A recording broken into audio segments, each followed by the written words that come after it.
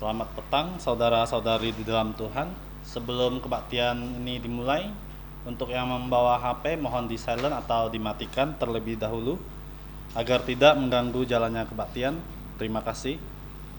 Kita mulai kebaktian dengan menyanyikan pujian Tuhan berada di bait sucinya.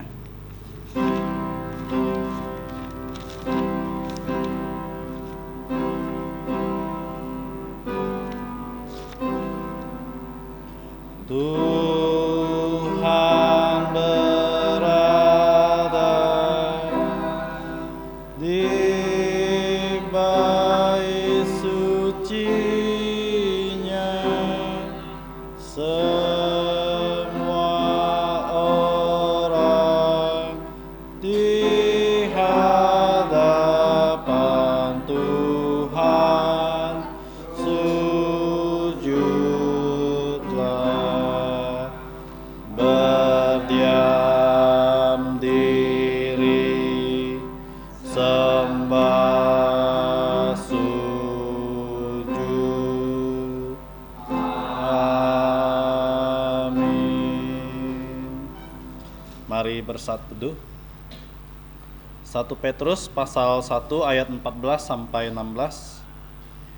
Hiduplah sebagai anak-anak yang taat dan jangan turuti hawa nafsu yang menguasai kamu pada waktu kebodohanmu. Tetapi hendaklah kamu menjadi kudus di dalam seluruh hidupmu, sama seperti Dia yang kudus, yang telah memanggil kamu. Sebab ada tertulis, kuduslah kamu, sebab aku kudus. Amin. Saat teduh selesai, mari kita bangkit berdiri dan memuji Tuhan dengan pujian nomor 10.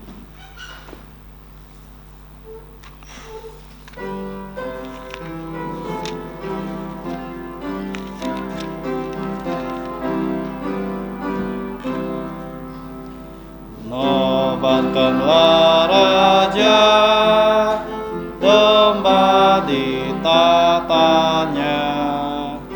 Dengarlah suara pujian berkumandang lebar.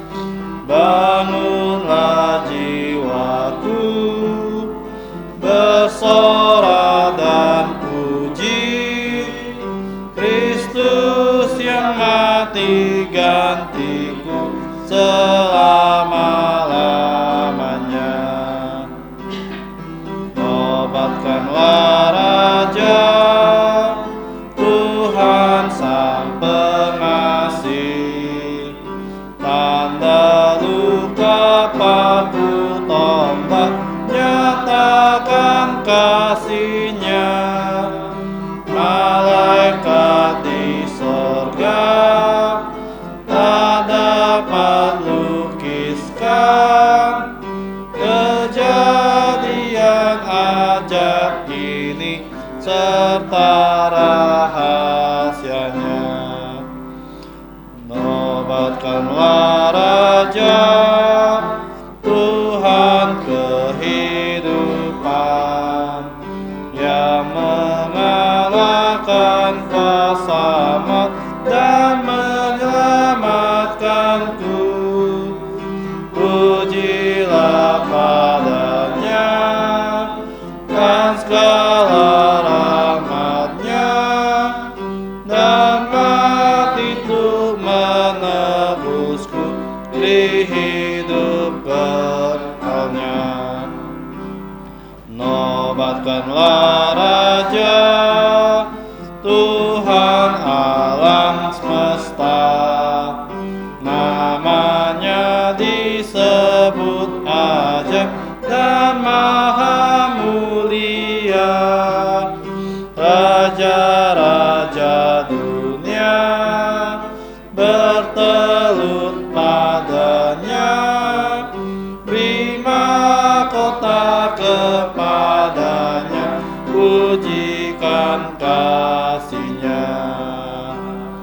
Nobatkanlah Raja, Raja segala raja. Dialah Sang Maha Pencipta, bertata di sorga. Puji Dia penebus yang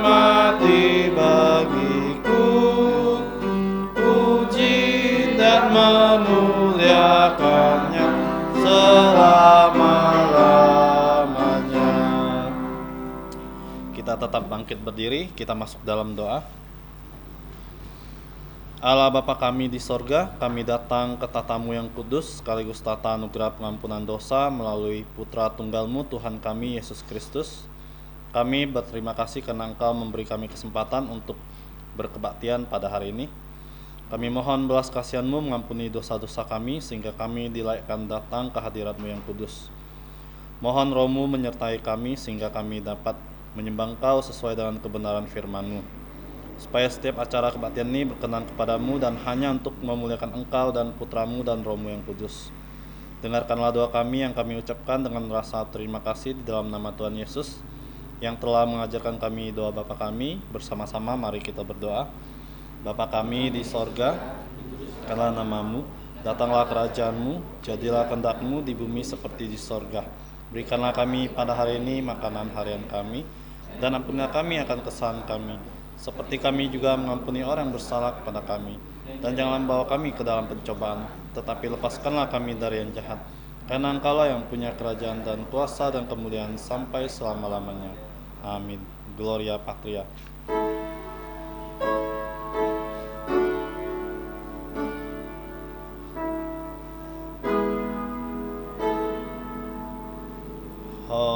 Hormat diberi untuk Bapa, Putra, dan Roh Kudus, dari mula sampai sekarang dan seterusnya.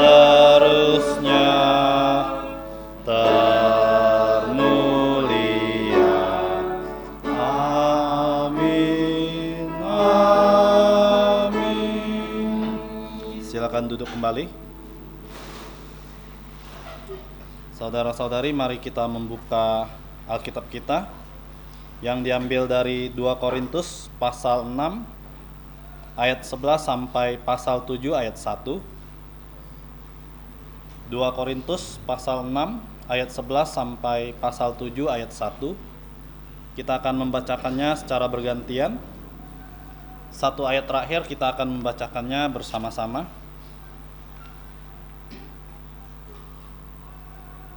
2 Korintus pasal 6 ayat 11 sampai pasal 7 ayat 1. Hai orang Korintus, kami telah berbicara terus terang kepada kamu. Hati kami terbuka lebar-lebar bagi kamu, dan bagi kamu ada tempat yang luas dalam hati kami, tetapi bagi kami hanya tersedia tempat yang sempit di dalam hati kamu. Maka sekarang, supaya timbal balik aku berkata seperti kepada anak-anakku, bukalah hati kamu selebar-lebarnya.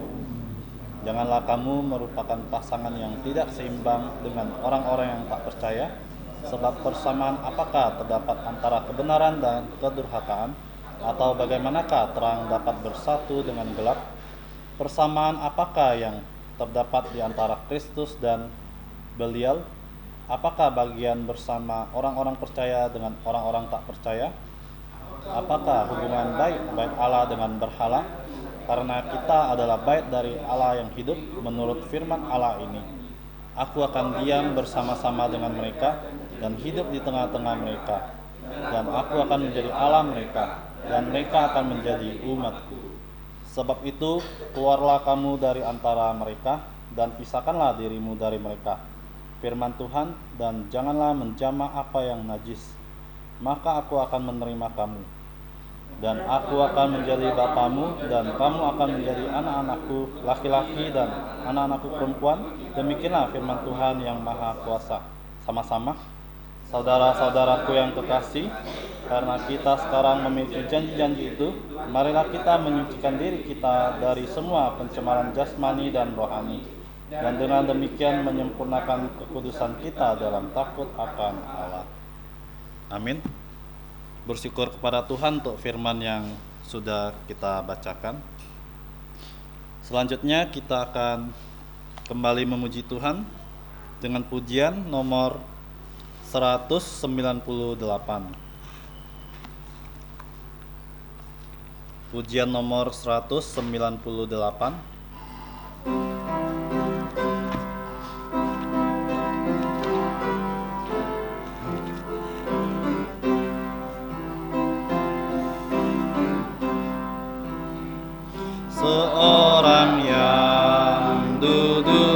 tepi jalan, buta mata tak dapat melihat, dan hidupnya di dalam kegelapan.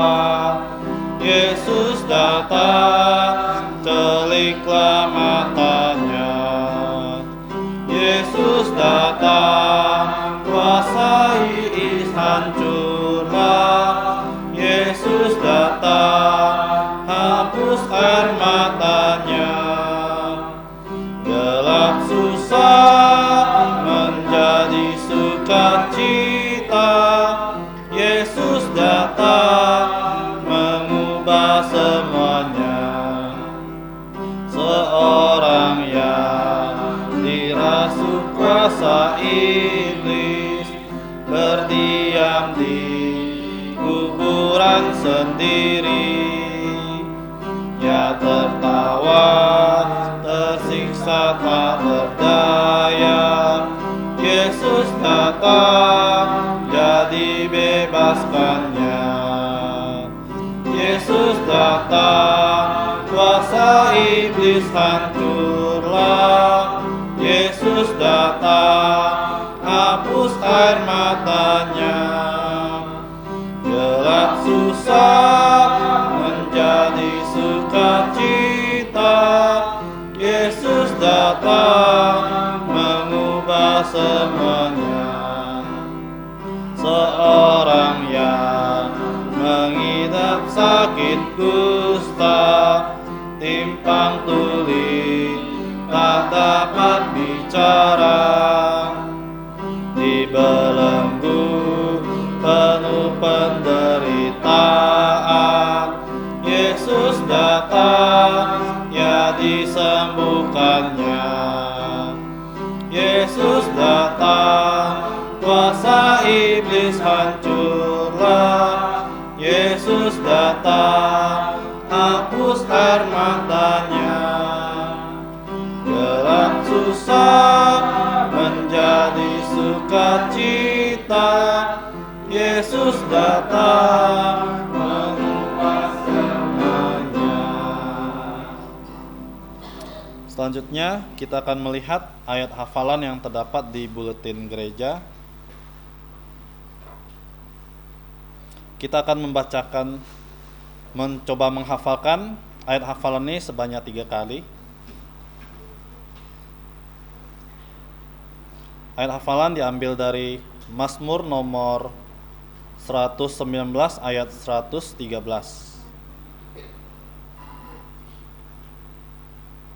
Mari kita mulai. Mazmur nomor 119 ayat 113. Orang yang bimbang hati ku benci, tetapi Tauratmu ku cintai. Sekali lagi. Mazmur nomor 119 ayat 113. Orang yang ku bimbang hati ku benci, tetapi Tauratmu ku cintai.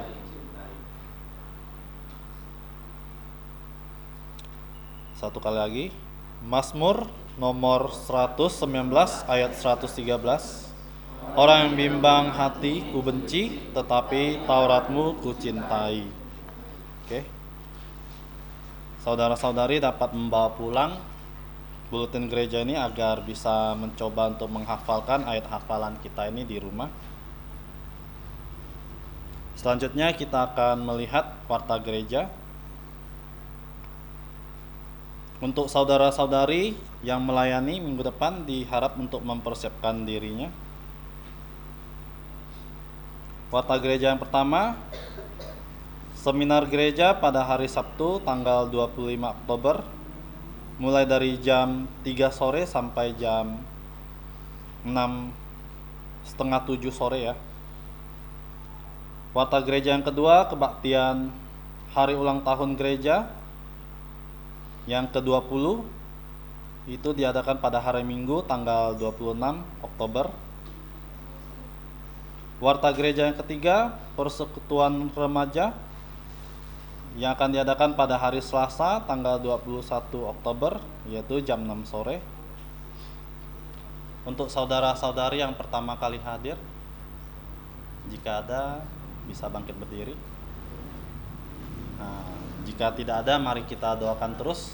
Kiranya Tuhan menambahkan jiwa-jiwa baru untuk gereja kita ini.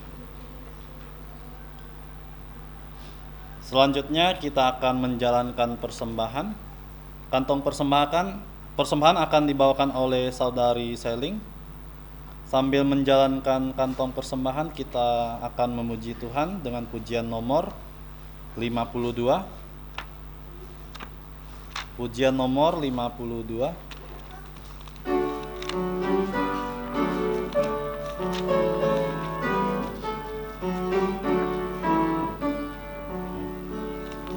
Ku berserah pada Yesus dengan tangan yang bebas, dan ku mau mengasihinya selalu bersamanya. Aku berserah, aku berserah, ku berserah pada Yesus, aku berserah. Ku berserah pada Yesus dengan jantung yang rendah. Ku buang semua demi Yesus, ku datang kepadanya. Aku berserah, aku berserah, ku berserah pada Yesus, aku berserah.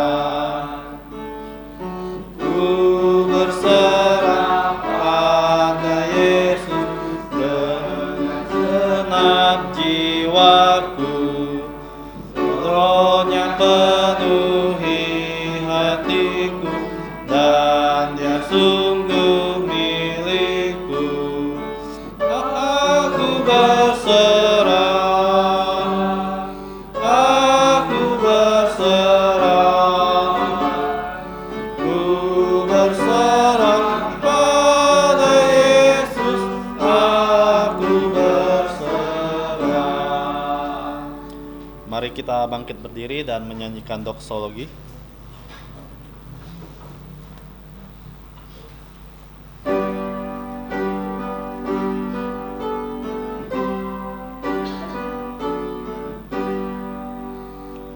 Puji Allah sumber berkat, puji Dia semua ciptaannya,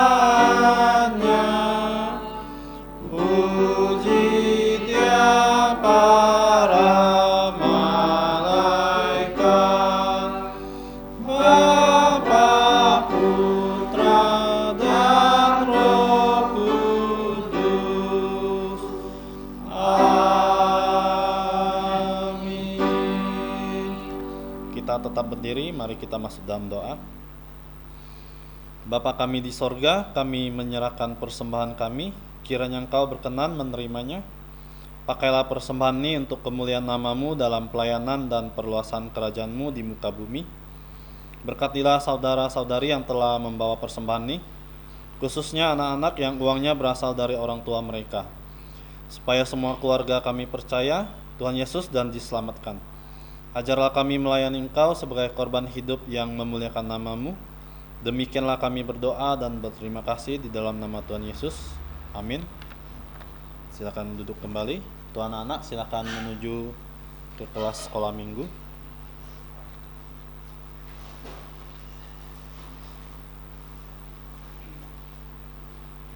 Selanjutnya kita akan mendengarkan firman Tuhan yang akan disampaikan oleh PI Rudikus dengan tema Keluar dan Pisahkan Dirimu. Kepada hambanya kami persilakan.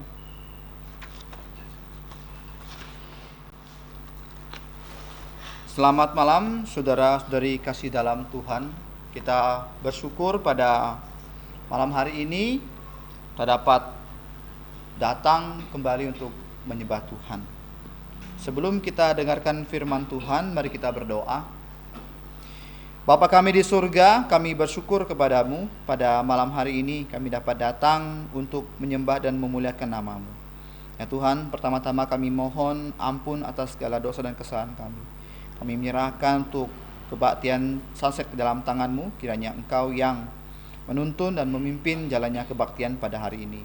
Dan sebentar lagi kami akan dengarkan firman-Mu, tolonglah kami, baik yang berbicara maupun yang mendengarkan, agar kami diberikan suatu pencerahan khusus untuk kami mengerti firman-Mu. Terima kasih Bapa, ampuni dosa kami berdoa dalam nama Tuhan Yesus. Amin. Di kelas homiletik ya, ada istilah namanya one verse at the sermon. Satu ayat di dalam khotbah. Nah, ini yang saya dapatkan pada malam hari ini ya. One verse at the sermon. Kita membaca kembali dari 2 Korintus pasal 7 ayat 1. Mari kita membaca bersama-sama. 2 Korintus 7 ayat 1. Saudara-saudaraku yang kekasih, karena kita sekarang memiliki janji-janji itu, marilah kita menyucikan diri kita dari semua pencemaran jasmani dan rohani, dan dengan demikian menyempurnakan kekudusan kita dalam takut akan Tuhan. Nah, tema khotbah pada malam hari ini adalah keluar dan pisahkan dirimu. Dengan kata yang sederhana, cerai. Simple katanya, cerai, tapi maknanya begitu dalam. Ya, cerai bukan berarti dalam hal suami istri ya. Nanti kita akan coba menggali firman Tuhan ini lebih dalam lagi. Nah, perikop sebelumnya dari 2 Korintus pasal 11 pasal 6 ayat 11 sampai ayat 18, saya yakin minggu lalu sudah dijelaskan ya tentang doktrin pemisahan Alkitabiah, biblical separation, yang akan kita pelajari ya nanti di HUT maupun di seminar. Kita akan pelajari biblical separation. Nah, doktrin ini ya sudah jarang sekali ada di dalam gereja, apalagi zaman sekarang. Kata pemisahan itu sangat alergi untuk mereka. Biblical separation ya. Kita lihat, ini adalah seruan yang kuat sekali tentang bagaimana kita harus memisahkan diri dari ikatan yang tidak seimbang. Minggu lalu kita belajar tentang kuk yang tidak seimbang. Bagaimana ilustrasi ya, yaitu seekor kerbau dengan seekor keledai ya, kalau saya lihat gambarnya itu. Dan dikasih kuk yang tidak seimbang. Kalau kita melihat kerbau itu kuat, keledai itu lemah. Kerbau itu tahan, tapi keledai itu tidak tahan. Kalau kerbau itu cepat, keledai tidak cepat. Dan ini adalah kuk yang tidak seimbang. Artinya mereka ya memikul kuk yang sama, tetapi bebannya tidak seimbang. Nah, kita lihat di sini. Dari pemisahan ini kita lihat adalah pemisahan yang tidak seimbang dengan orang-orang yang tidak percaya. Dan janji-janji yang luar biasa dari Allah yang kemarin kita pelajari, dikatakan sini, aku akan diam bersama-sama dengan mereka dan hidup di antara mereka, dan aku akan menjadi Allah mereka dan mereka akan menjadi umatku. Nah, melalui firman ini itu jelas ya, bagaimana Allah ketika dia mau tinggal bersama umat-umatnya itu harus ada pemisahan. Dan di sekolah Alkitab setara itu dipelajari hampir tiap buku, dari 66 buku itu ada doktrin tentang pemisahan Alkitabiah. Doktrin ini menurut saya sangat berat ya kalau dipelajari, karena orang sekarang mengagung-agungkan united, bersatu. Sedangkan kita mengatakan berpisah. Nah, inilah yang membuat kita teridentifikasi secara doktrin. Kenapa kita tidak bergabung dengan PGI, GKTI, dan persekutuan gereja-gereja yang lainnya? Sepertinya kita ini terbelakang, atau kita ini kuno atau kolot, orang zaman sekarang bilang. Tidak ya, kita akan pelajari. Nah, orang menganggap doktrin ini adalah doktrin yang terlalu separatis, sayap kanan. Kalau dalam politik, dalam gereja, terutama dalam gereja, nah sayap kanan ini apa? Konservatif. Apa itu konservatif? Menekankan tentang otoritas Alkitab. Yang kedua, doktrin yang tradisional, artinya doktrin yang memang sudah ada semenjak bapak-bapak gereja kita. Dan fokus kepada penginjilan. Fokus pada penginjilan. Kenapa? Kalau orang fokus kepada jumlah jemaat yang ada, maka kita akan menggunakan cara-cara dunia untuk mengundang orang masuk ke gereja. Bakti sosial. Buka aja bakti sosial di gereja. Saya yakin banyak orang yang datang. Kita bukan injil sosial. Apa itu injil sosial? Misalnya begini, kita penginjilan tapi kita selipkan tentang, oh nanti setelah kebaktian kita ada pembagian beras 5 kilo. Pasti banyak datang. Beras SHP 5 kilo. Pasti banyak yang datang. Ya? Seperti itu kan? Gampang kan? Kalau mendatangkan orang mah ada makan, datang orang, percaya saya. Kita bisa lihat perbedaan minggu ini dengan minggu depan. Lihat aja perbedaannya. Kita bisa lihat. Nah, dan kita lihat gerakan konservatif itu menekankan pentingnya moral. Pentingnya moral sebagai orang-orang Kristen. Nah, sedangkan gerakan sayap kiri, mereka lebih liberal. Apa itu liberal? Mereka lebih membuka diri. Artinya mereka menerima semua dan bebas, doktrin apapun boleh masuk asal ada salib. Asal bersatu dalam nama Tuhan, tidak pandang dari doktrin mana, dari gereja mana, yang penting bersatu dalam firman Tuhan. Ketika saya di KKG, ketika saya berkhotbah tentang reformasi, saya bilang sama mereka, gereja sekarang sudah lupa loh reformasi. Mereka lupa bagaimana reformasi itu berdarah-darah. Mereka lupa bagaimana memisahkan diri itu dari ketidak, dan itu sangat sulit dan dibayar dengan nyawa. Dan saya bilang terus terang kepada mereka, masih ada guru pendeta yang berdoa, mereka mengaku mereka agama Kristen dan mereka doa dalam nama Bapa, Putra dan Kudus, dan itu adalah petinggi dari Kemenak. Dan saya tekankan hal itu kepada semua yang hadir pada waktu itu. Mereka semua terdiam. Saya bilang, kali ini tidak mau suruh saya khotbah pun tidak apa-apa, karena saya nyatakan kebenaran. Dan mereka ada yang terdiam dan ada yang mengangguk. Itu nyatakan kebenaran kepada mereka. Bukan berarti saya ikut dengan interdenominasi mereka, tidak ya. Karena ini adalah wadah keagamaan, wadah dari pemerintah, dan saya masuk ke sana, saya tidak ikut dengan mereka. Justru kita harus dengan terang benderang kasih tahu mereka dengan kasih loh. Kan berarti saya menggurui mereka. Saya bilang, saya tahu saya di sini saya paling muda. Saya bukan lulusan teologi ya, saya mengatakan. Tetapi ada kebenaran firman Tuhan yang harus saya sampaikan kepada kita semua. Dan saya harap kita dapat menerima dengan lapang dada. Itu. Nah, gerakan sayap kiri itu liberal, menerima semua doktrin, menekankan kasih karunia, lalu menekan kepada hak asasi manusia. Contohnya apa? Kebebasan mereka. Penyuka sama jenis kan? Banyak gereja di luar memperbolehkan menikah dengan sama jenis, bahkan pendeta ada yang kaum pelangi.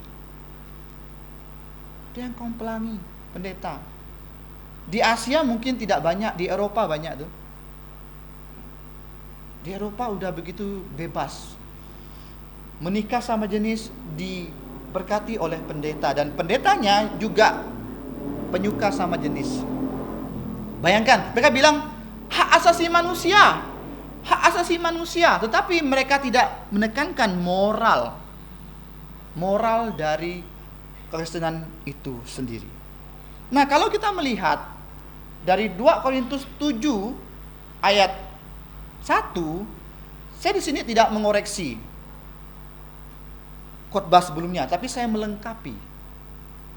Di sini kita lihat adalah kesimpulan yang secara sederhana ya disimpulkan oleh Rasul Paulus yang mudah kita pahami dari janji-janji yang akan nanti kita belajar poin-poin janji itu sendiri.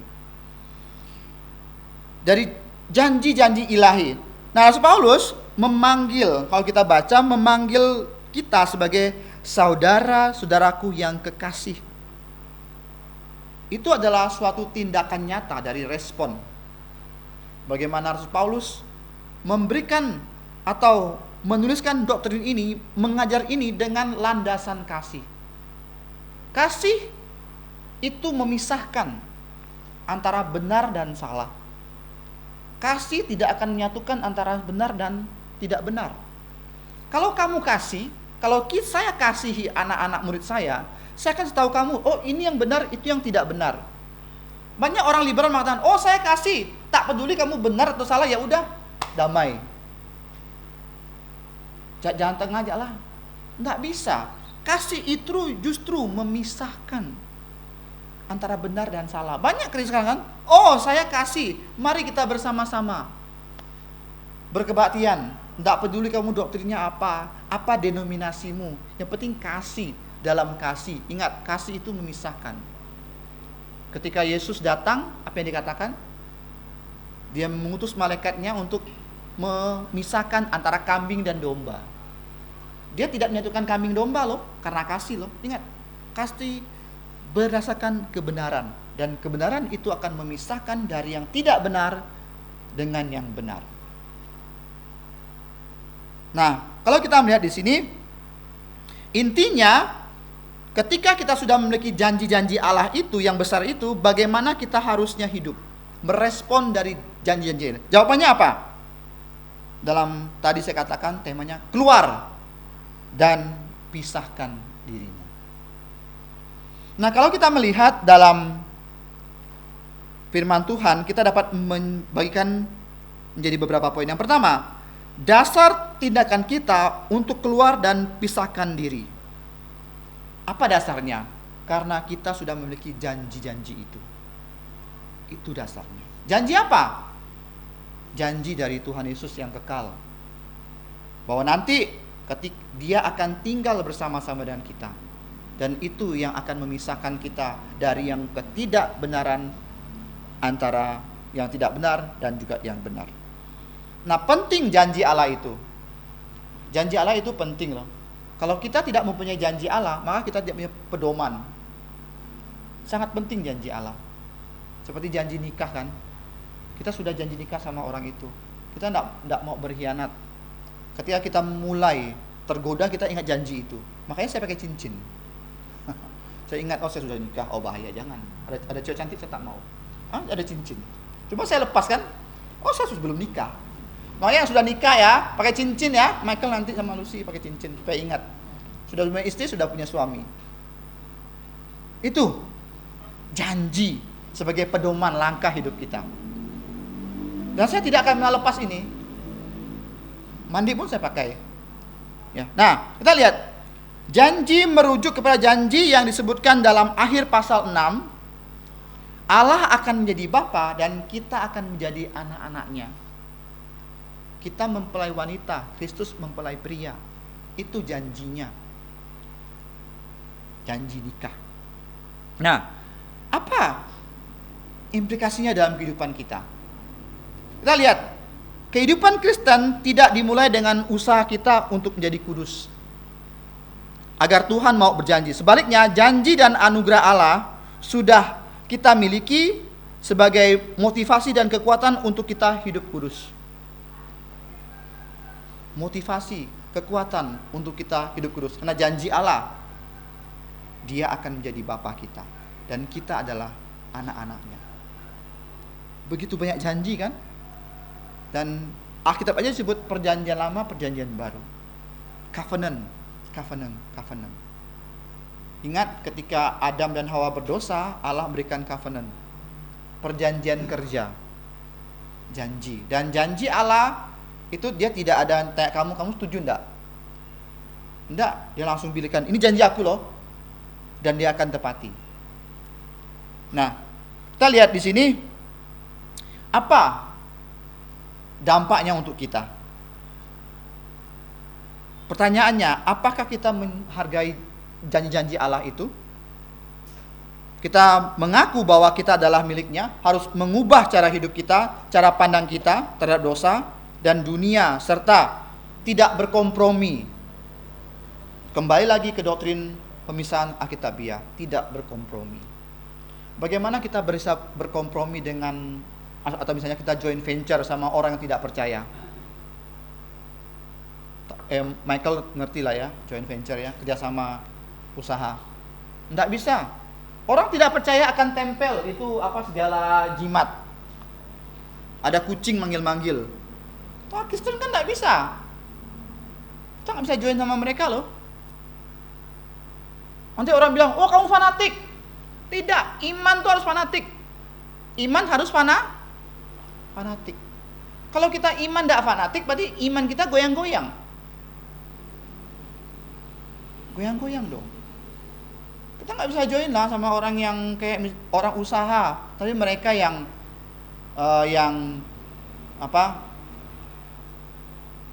masih percaya kepada berhala, gunung kawi segala macam. Tapi kalau kita kerja sama orang, mau nggak mau, kita kerja sama dia, tapi kita nggak ikut cara-cara dia. Beda ya, kerjasama sama bekerja untuk orang itu berbeda. Harus kita cermati baik-baik. Nah, kita lihat di sini pengakuan kita adalah miliknya mengubah cara pandang kita dengan tidak berkompromi dengan dosa, seperti yang dijelaskan minggu lalu oleh PI Jakarta. Ada 5 perbandingan yang kita tidak bisa kompromi. Pertama, ya, kebenaran dan pelanggar hukum nggak bisa satu. Ayat 14. Ayat ke-14 juga, terang dan gelap nggak bisa satu. Gelap ketika terang ada, maka nampak, maka jelas. Yang ketiga, Kristus dengan Belial, nggak bisa. Yang keempat, orang percaya dengan orang yang tidak percaya, atau orang kafir tanpa iman. Yang kelima, bait Allah dengan berhala. Kita harus memisahkan diri dari yang ketidakbenaran. Contohnya orang Tionghoa kan, apalagi musim Imlek, musim sembahyang kubur, wah dah kacau. Orang Tionghoa udah kacau. Mereka masih terkepung atau terbelenggu dengan tradisi-tradisi penyembahan nenek moyang. Masih kacau. Mereka mengaku mereka Kristen, tapi masih berkompromi dengan tradisi-tradisi yang tidak benar sesuai dengan Alkitab. Saya bilang tidak semua tradisi tidak benar ya. Kalau angpau bolehlah, masa enggak boleh dapat angpau? Saya pun mau ya. Nah, boleh. Tapi kalau tradisi-tradisi seperti kita harus datang ya malam sebelum Imlek kita harus ke Tua Pekong menyembah ini itu, ya tidak kita ikutilah. Harus bisanya kita ikut, hari pertama, hari ketiga enggak boleh sapu sembarangan kita ikuti. Ya kita sudah ikut tahayul. Itu loh maksud saya. Kan berarti kita enggak boleh pakai baju baru, bolehlah. Bisa enggak boleh kan baju. Esensinya lah yang kita lihat di sini. Yang tidak sesuai dengan firman Tuhan, jangan kita ikuti. Penyembahan kepada berhala, sembahyang kubur dan segala macam. Kalau kita melihat gereja tuh nampak tuh kalau pas musim sembahyang kubur sepi tuh. Jangan pikir gereja semua orang percaya ya. Tadi pagi ya saya bawa mobil, AI yang di belakang dibilang apa? Oh itu kan kalau orang misalnya orang yang Pak Kung segala macam, itu kan orang yang sudah banyak berbuat amal sehingga dia tuh dikuduskan, dikultuskan, disembah. Nggak apa-apa, kita hormati dia katanya. Jadi ketemu pekong besar kita sembah. Nah, itu tuh contohnya tuh. Nggak semua orang gereja itu datang ke gereja itu benar-benar percaya Tuhan Yesus loh. Makanya di gereja harus selalu sampaikan Injil Tuhan Yesus. Itu yang jarang saya ketemui. Ya, di banyak gereja sampaikan tentang kemakmuran. Percaya Yesus akan kaya. Percaya Yesus tidak diserang, tidak disantet, tidak akan sakit. Kalau gitu orang Kristen akan hidup selama-lamanya dong. Tidak sakit, tidak miskin, tidak disantet. Kan seperti itu. Ya, ingat, kita ini orang Kristen, kita punya identitas. Saya di keluarga saya pegang teguh loh. Saya bilang sama orang keluarga saya, kalau saya sudah Kristen, tolong jangan paksa saya pegang hiu. Saya sudah tak mau, saya bilang. Maaf, mau benci saya pun tak apa-apa. Itu kita punya prinsip teguh. Kita memisahkan diri. Ini yang benar. Bukan berarti kita putus hubungan, enggak. Hubungan tetap ada, tapi secara mereka juga harus ngerti kita. Jangan kita diminta mengerti untuk dia. Mereka juga harus ngerti kita. Ingat ya. Jangan keluarga minta pengertian kita, tapi keluarga tidak mau mengerti kita juga. Nggak bisa. Harus kita ngomong, oh saya sudah Kristen, maaf saya nggak bisa. Tapi dalam hubungan saudara, kita tetap saudara. Hubungan kasih tetap kasih, tapi secara agama, saya tidak bisa ikut dengan agamamu. Karena saya punya iman. Iman, jangan jual imanmu. Saudara bisa jual kamu, tapi Tuhan. Tapi kamu jangan jual Tuhan untuk saudaramu. Ya, saya sedih sekali loh kalau melihat orang Kristen seperti itu. Ini kita lihat di sini. Lalu kita lihat lagi pemisahan-pemisahan yang tadi kita 5 poin itu adalah menyebutkan kuk yang tidak seimbang. Bukan hanya buruk, tetapi mustahil untuk identitas kita sebagai orang Kristen. Nah, yang sekarang poin yang kedua, tugas kita menyucikan diri dari semua pencemaran jasmani maupun rohani. Ketika kita menyucikan diri kita otomatis kita akan jauh dari dunia, berpisah dengan dunia. Penyucian jasmani, contohnya kita nggak ikut mencemarkan jasmani kita. Kita rakus, udah tahu penyakit masih bantai. Kita nggak jaga kebaikan jasmani kita. Udah tahu kolesterol masih makan minyak-minyak. Udah tahu sakit emah jangan makan pedas. Kan Bet? Kan gitu. Seperti itu kan. Kadang-kadang kita yang meracuni diri kita loh. Kan? Kita meracuni diri kita. Ada suatu ungkapan mengatakan, jadikan makanan sebagai obatmu, jangan jadikan obat sebagai makananmu. Banyak orang menganggap, oh karena saya punya uang, saya bisa berobat dan obat itu jadi makanan kita. Kita sudah merusak di tubuh kita. Kita malas, itu juga merusak jasmani kita loh. Lalu kita lihat menyalahgunakan zat-zat dan hal-hal yang dapat merusak bait Roh Kudus. Kita ini bait Roh Kudus, tubuh kita ini bait Roh Kudus. Makanya pelihara baik-baik. Bayangkan kalau kita sakit, bagaimana kita bisa melayani dengan baik kalau kita sakit? Itu enggak? Kalau kita nggak jaga tubuh kita nggak bisa melayani dengan baik loh. Nggak bisa dipakai untuk Tuhan secara maksimal loh. Lalu apa aplikasinya dalam kehidupan kita? Menjaga kebersihan serta tubuh kita, mengontrol nafsu daging kita. Dan yang kedua itu penyucian secara rohani, yaitu mengacu kepada dosa-dosa yang bersumber dari hati dan pikiran kita. Hati dan pikiran kita, seperti iri hati, kepahitan, kesombongan, pikiran jahat, kekhawatiran yang berlebih. kompromi rohani mencintai dunia. Nah, kekhawatiran yang berlebih dapat mempengaruhi rohani kita. Kita khawatir ini itu. Saya sering menghadapi orang-orang kayak gitu ya. Kekhawatiran berlebih. Lihat, ada yang ketawain saya katanya. Lihat, ada yang ngatain saya. Padahal tidak ada yang ngatain dia. Tidak berani melangkah. Gotnya dikiranya sungai atau lautan. Tidak berani melangkah. Itu kekhawatiran yang berlebih-lebihan. Itu stres. Stres. Kekhawatiran yang berlebih-lebihan. Itu bisa merusak rohani loh. Sehingga kita tidak percaya pada firman Tuhan. Tuhan mengatakan kita ini anak-anak, kita dijaga olehnya. Apapun yang terjadi, diizinkan. Tidak ada sial dalam kehidupan kita. Ansoyo, biasa orang segangan gitu. Tidak ada loh. Saya paling ankia tentang manusia. Ansoy itu. Benci saya dengarnya itu.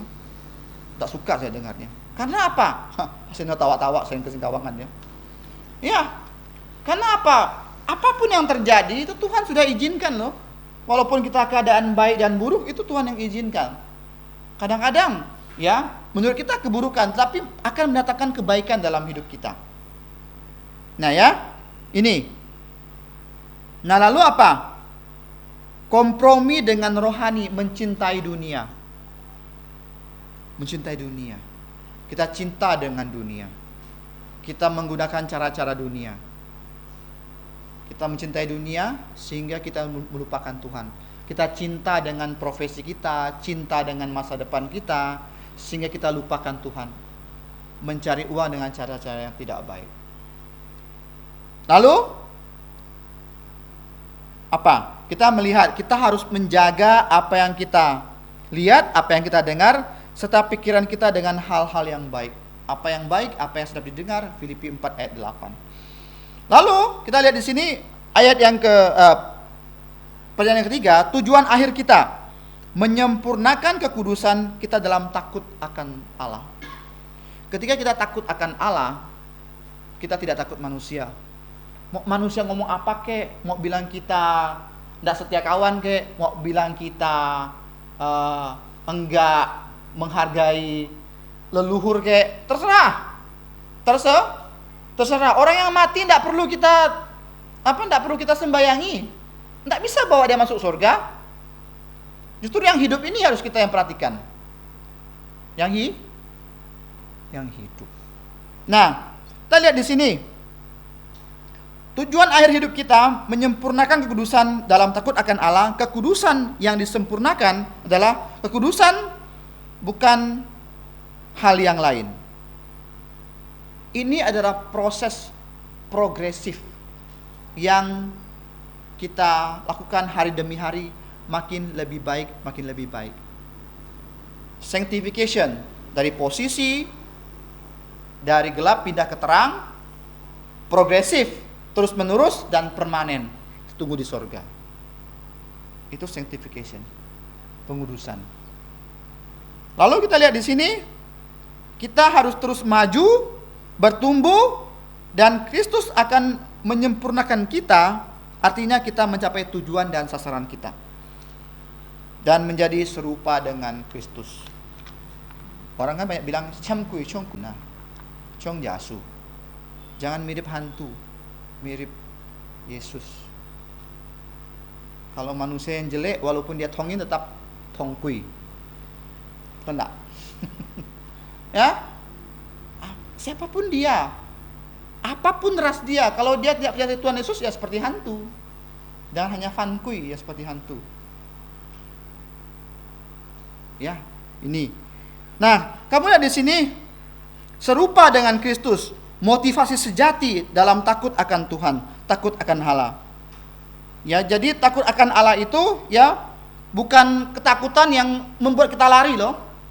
Beda ya. Kalau takut dengan bos, ketemu bos kita menyingkir. Tapi takut akan Tuhan membuat kita semakin dekat dengan Tuhan. Nah, ini bedanya. Tuhan harus kita takuti karena kita akan dekat dengan Dia. Sedangkan atasan harus disegani, jangan ditakuti. Kalau kita takut, kita benci sama dia, nggak mau ketemu sama dia. Harus disegani. Beda ya antara Allah dengan atasan. Allah kalau kita takut bagus.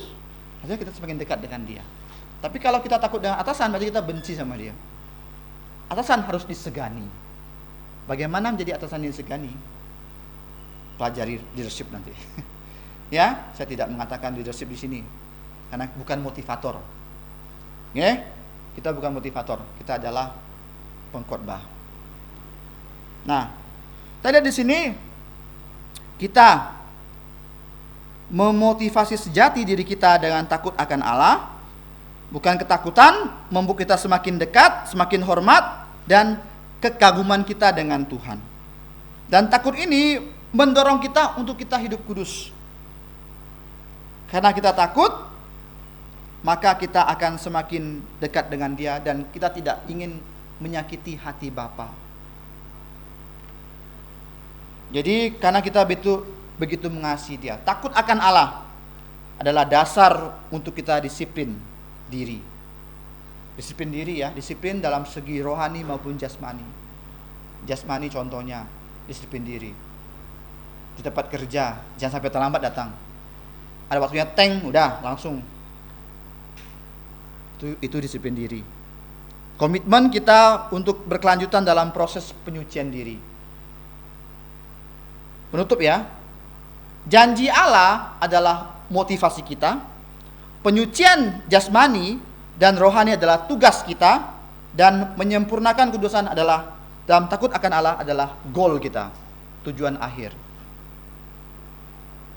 Nah sekarang pertanyaannya, apakah diri kita masih ada pencemaran jasmani maupun rohani yang masih kita pelihara sampai hari ini?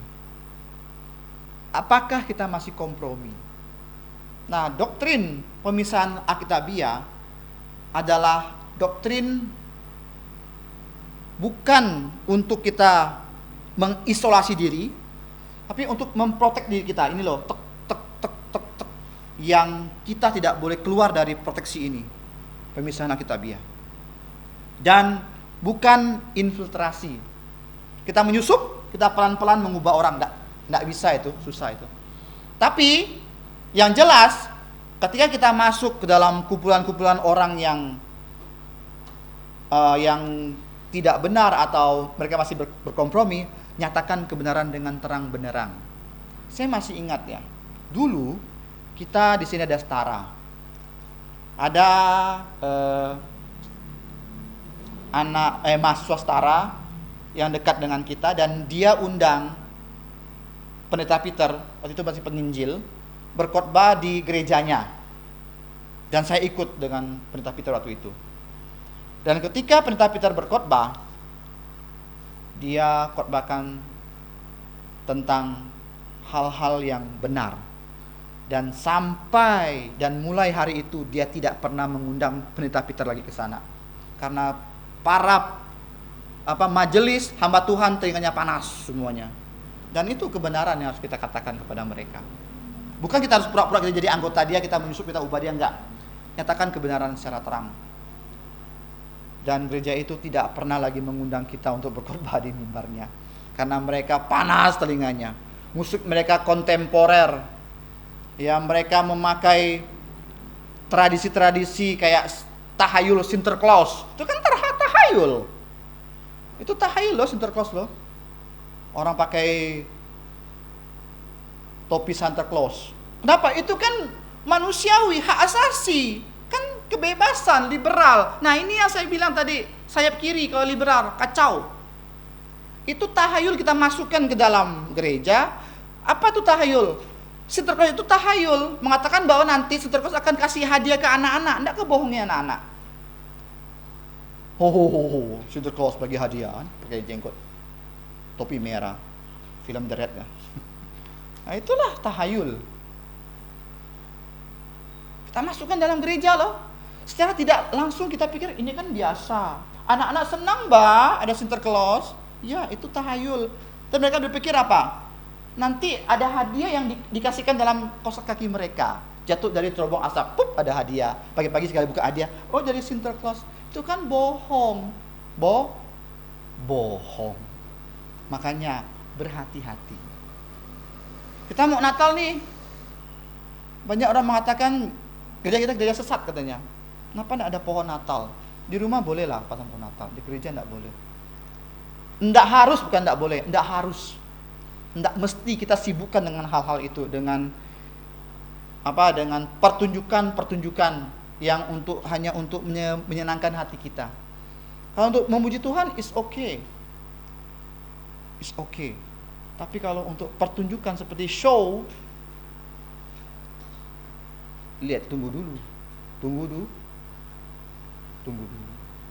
Bahkan show-show mereka saya lihat banyak tidak alkitabiah loh. Tidak alkitabiah. Ini yang menjadi tantangan untuk kita ke depannya. Apakah nanti 5 tahun lagi, 10 tahun lagi kita masih mempertahankan doktrin ini? Seiring berganti generasi pasti ada perubahan. Dan kita berdoa ya, agar kita masih tetap mempertahankan hal-hal yang tradisional, yang berpegang teguh pada firman Tuhan. Teknologi boleh kita pakai. Boleh. Tadi ada anak remaja mengatakan, boleh enggak kita bikin video yang kayak misalnya ajak orang ke gereja segala macam? Boleh, saya bilang. Tapi nanti kita lihat dulu ya, saya bilang. Boleh ajak orang ke gereja bikin video pendek gitu. Kayak misalnya mau gereja, malas tak ada yang jemput, pakai motor. Malas tak ada pakaian, kasih dia pakaian. Malas tak ada kata, kasih dia kita. Buat video singkat enggak apa-apa, itu kan ikut IT namanya. Boleh. Kayak misalnya undangan secara digital, boleh. Saya bilang enggak boleh. Boleh. Tapi kita lihat, kalau hal-hal dunia yang tidak sesuai kita masukkan ke dalam gereja, kacaulah gereja itu. Dan kita harus pegang teguh biblical separation. Mari kita berdoa. Bapa kami di surga, kami bersyukur kepadamu pada malam hari ini, di mana kami diberikan pelajaran yang sangat berharga, bahwa kami harus mengidentifikasi diri kami sebagai orang-orang Kristen, dan kami tidak ikut dengan dunia, walaupun kami harus berlawanan dengan keluarga, sanak saudara, maupun orang-orang sekitar kami. Tetapi kami percaya Tuhan tidak pernah tinggalkan kami, walaupun saudara teman akan tinggalkan kami. Tuhan tidak pernah tinggalkan kami. Terima kasih Bapa untuk janji-janji yang begitu indah dalam hidup kami. Ampuni segala dosa dan kesalahan kami. Kami berdoa dalam nama Tuhan Yesus. Amin. Mari kita bangkit berdiri. Berapa nih? 387. Kita akan memuji Tuhan dengan nomor 387. 387, Allah bentengku yang teguh ya. Oke.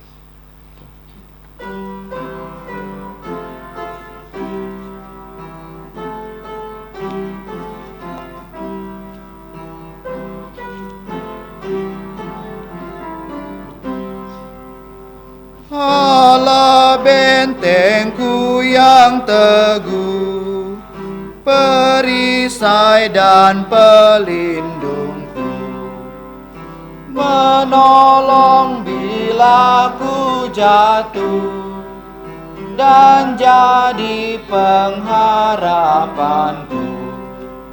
Meski musuh keji menolong hati, ngeri kuasanya dan tipu dayanya, namun Kristus peliharaku.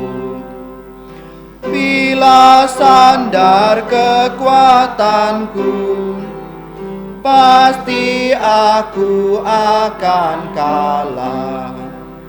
Tetapi ada yang tolong, ialah yang diutus Bapa. Siapa namanya? Tuhan Yesus Kristus, Tuhanku yang esa, selamanya jaya. Ya Panglimaku yang menang, sabda Allah yang wibawa, melebihi kuasa raja. Roh-Nya menyertai kita dan berpihak pada kita. Kendati hidupku pun harta dan benda diambil seteru, namun firman Allah kerajaannya kekal. Mari kita berdoa. Bapa kami yang di surga, Allah pencipta langit dan bumi, kami bersyukur untuk rangkaian kebaktian matahari terbenam pada malam hari ini. Ya Tuhan, tolonglah kami agar kami dapat menjadi anak-anak-Mu yang baik. Sertailah kami dalam kehidupan kami, baik yang sedang studi, bekerja, menjadi ibu rumah tangga, dan juga yang lain. Terima kasih Bapa untuk janji-janji-Mu kepada kami, bahwa kami sebagai anak-anak-Mu akan selalu Engkau jaga sampai selama-lamanya. Kami menyerahkan untuk waktu kami dalam tangan-Mu. Sebentar kami akan pulang. Tibakanlah kami dan selamat, dan berilah kami kesehatan jasmani maupun rohani untuk menjalani kehidupan kami sehari-hari. Dan tolonglah tuntun setiap kami dapat menjadi anak-anak-Mu yang bersaksi, yang berguna untuk Engkau dan untuk sesama kami. Terima kasih Bapa di surga, karena untuk kemuliaan, kuasa, dan kebesaran sampai selama-lamanya, dalam nama Tuhan Yesus kami sudah berdoa. Amin. Amin. Syuk. Amin. Amin. Amin. Amin. Silakan duduk. Tuhanmu memberkati.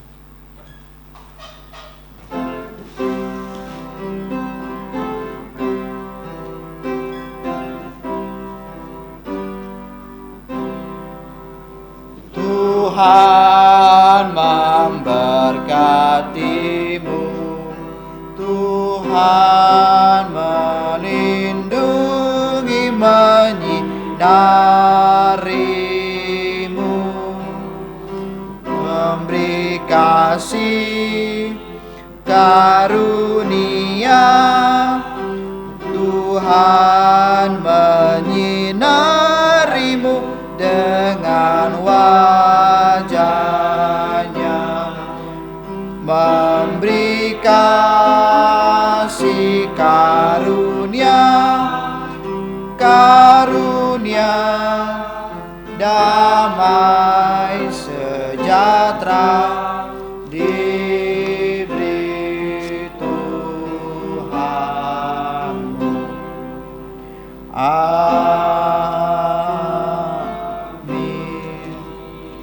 Makasih, kebaktian selesai.